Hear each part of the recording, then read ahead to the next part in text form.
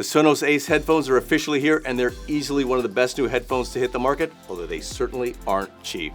I've had a chance to test them out in the real world, so let's dive right into the review and dig into how they stack up to other premium wireless headphones in their lofty price class, including models from Bose, Sony, and Apple. Okay, so like I said before, a lot of people expected Sonos' first headphones to be able to stream lossless audio over Wi-Fi in your home and then use Bluetooth outside your Sonos home network.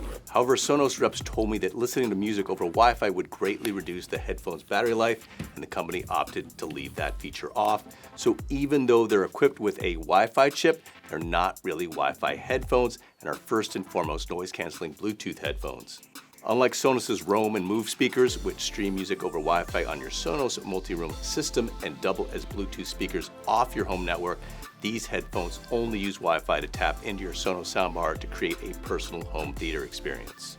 $449 is certainly a lot to spend on a pair of headphones, and with tax, of course, the price is well over $450. You therefore expect the Ace to have a premium design that's on par with other headphones in this price class, such as the Sony WH-1000X Mark V, Bose Quiet Comfort Ultra headphones, and Apple AirPods Max, which list for $549 but are currently on sale for $449. And yes, like Sonos' other products, they clearly do have a swanky design. Weighing in at 11 ounces or 312 grams, they're not as light as the 250-gram Sony or the 253-gram Bose, but they're considerably lighter than the 385-gram AirPods Max and quite comfortable to wear. They have cushy memory foam ear pads covered in high-end faux leather, and their chrome metal yoke allows the headphones to swivel in multiple directions. The hinge is hidden, and the ear cups adhere magnetically like they do on the AirPods Max, and they're replaceable, which is good. And it's easy to tell the right ear cup from the left, as the right is this green color on the inside and the left is white. I also appreciated that there was a relatively small gap between the headband and my head. The headphones hug your head nicely with just the right amount of clamping for the ear pads to create a good acoustic seal. Additionally, they come with a nice felt carrying case, and their controls are well implemented. They have a rocker switch for volume that also doubles as a universal control button. You press it to pause your music, for example, and double press it to advance tracks forward. Underneath that button, there is another button that allows you to toggle between noise canceling and a transparency mode that lets sound into the headphones, and the power button is on the left ear cup. Alas, like other over-ear headphones, these will steam up your ears a bit when you're using them in the warmer environments. I can't say I loved wearing them in the streets of New York City in 85-degree heat. I usually switch to earbuds when the temp goes over 75 degrees. As far as features go, the Ace are pretty loaded. They do feature top-notch noise canceling along with a natural-sounding transparency mode that's pretty much on par with the AirPods Max's transparency mode. We did capture a little bit of footage of me testing them out on the streets of New York, so let's go check that out. So I've been testing the headphones here in the streets of New York for their noise canceling. I put them up against the Sony and the Bose. The AirPods Max are also really good, but I've been testing them against the Sony and the Bose. There's a lot of traffic noise, and they don't completely tamp down all the noise. They don't reduce it to nothing, but they really take it down a lot, and they're all really close. And the Sonys were the best for a while. The Bose then came along. They were arguably maybe slightly better, and these Sonos are right there with them in terms of getting the noise down. I've wore these on the subway, wore them in the streets, so I've been trying to compare them, and they're very close. They're equipped with Bluetooth 5.4 and support AAC and Qualcomm's aptX adaptive audio codec, along with aptX lossless if you have a capable device like certain Android smartphones. If you want to go the wired route, you can simply connect your USB-C smartphone with the included USB-C cable to get a digital lossless connection. And you can also connect to a headphone port using that 3.5mm cable. You can also listen to lossless music on a device like a computer or music player. The Ace has wear detection sensors that automatically pause your music when you take the headphones off your head and resume playback when you put them back on. And there's an equalizer in the Sonos app that allows you to tweak the sound profile. Not to be outdone by the AirPods Max, the Ace has a spatial audio feature that Sonos says delivers a hyper-realistic three-dimensional sound, including an industry-leading Dolby Atmos experience and dynamic head tracking from supported services and devices. You can turn it on or off in the Sonos app, and it did work with both my iPhone 15 and Google Pixel 7 Pro. One of the key selling points for Sonos users will be the TV audio swap feature. At launch, Sonos says it will work only with its high-end Arc soundbar, but it's eventually coming to all its Beam and Ray soundbars. It's really designed for folks who want to watch something on their TV at night and don't want to disturb others in their household who might be asleep. Instead of using your soundbar for sound, you hit a button in the app or hold down the noise-canceling toggle button on the headphone itself, and the sound is switched from the soundbar to the headphones with the soundbar decoding the Dolby Atmos stream. Sonos gave me a demo of the feature at the launch event, so I heard it in action. The result is similar to watching a movie using Apple's spatial audio feature, with dialogue fixed to the middle of the screen in front of you, even when you move your head. However, I initially couldn't get the feature to work when I tried using my Ace review sample with my Arc soundbar at home.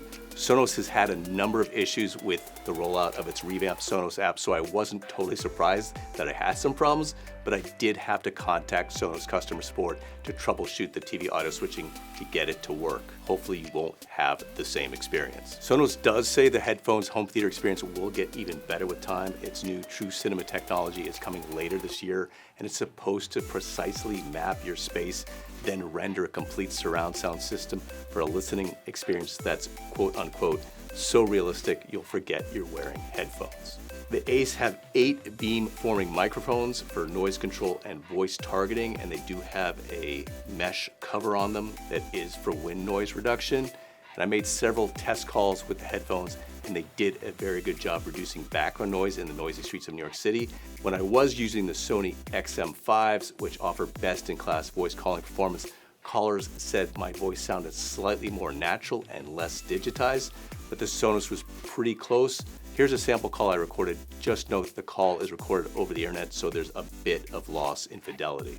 All right, I'm out on the streets here in New York City in my usual test calling spot. I'm on the phone with fellow editor Josh Goldman. Josh, pretty noisy here. There's a little bit of wind. I got a lot of traffic in the background here. I'm going to keep talking a little so you get a sense of how the noise reduction is, but it's fairly noisy here. How do I sound overall?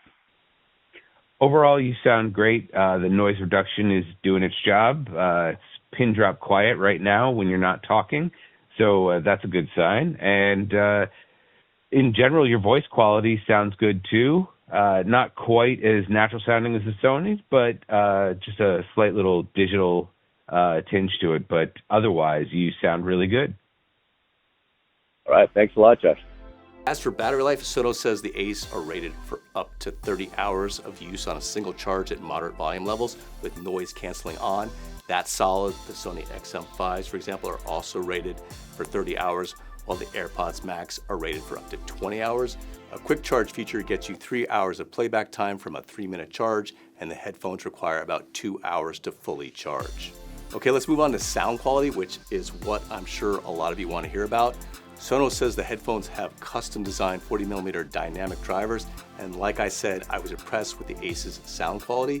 They're very clean sounding with nice detail and sparkle in the treble, along with punchy, powerful bass that doesn't get boomy, and they also have a wide soundstage. These aren't quite up to the level of even higher end headphones like Focal's Bathy headphones, but they are pretty articulate and accurate. There's good separation between instruments, and you can hear little details in tracks you wouldn't necessarily hear with lesser headphones. The Sonys are a little warmer and accentuate the bass slightly. I personally prefer the Ace because I like more revealing headphones. I thought they were very close to the Bose QC Ultras and a very small step ahead of the AirPods Max, but everybody has different audio taste, as you'll see from this little listening test I did with some colleagues here at work.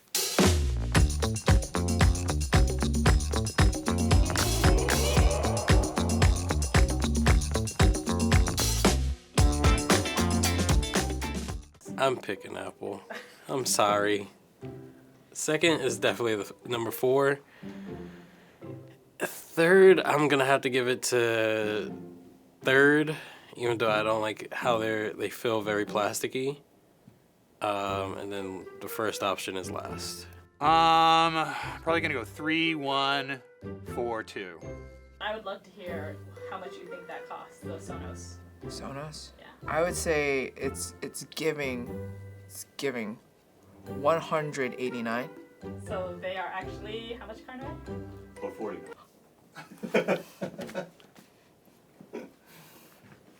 Oh my god. I am impressed with these. I really, really am. How much do you think they cost? But these look premium as hell. So I will say, I'm just gonna say $4.99. It's a little bit cheaper actually, $4.50, right?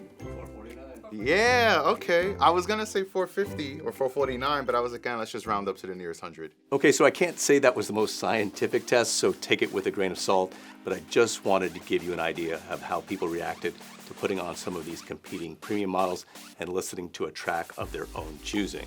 Now, after the test, some of the folks asked me which I thought was the best of the 4 models, and I'd say the Sonos may have a slight edge over the other 3, particularly if you're a Sonos user. The Bose are a very close second, while the Sony and AirPods Max are just a touch behind. The Sony XM5s are around 2 years old and may be due for an upgrade fairly soon, and there's chatter that an AirPods Max 2 may be coming later this year, so that's partially why I'd go with the Sonos or Bose at this moment. And for Android users anyway, the AirPods Max just aren't a good option. Sorry I can't compare even more models. I know some of you out there might mention the Sennheiser Momentum 4 wireless, for example. Yes, it costs less and also sounds very good. So do several other headphones, but I can only drone on so long, and I'll finish up by giving you a quick rundown of the key pros and cons of the Ace headphones. On the plus side, they're really well designed. They also sound excellent, have top-notch noise canceling, and very good voice calling performance. I also appreciated that they have USB-C audio and spatial audio with head tracking.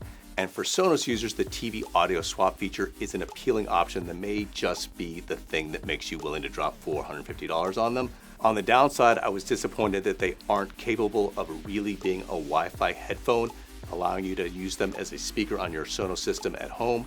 Secondly, the TV audio switching feature only works with the ARC soundbar at launch, and it was a little wonky for me. And lastly, the headphones are obviously quite expensive. As always, let me know what you think in the comments section. If you found this video informative at all, hit the like button and subscribe to this channel if you haven't already. I'm David Carnoy for Cnet.com. Thanks for watching.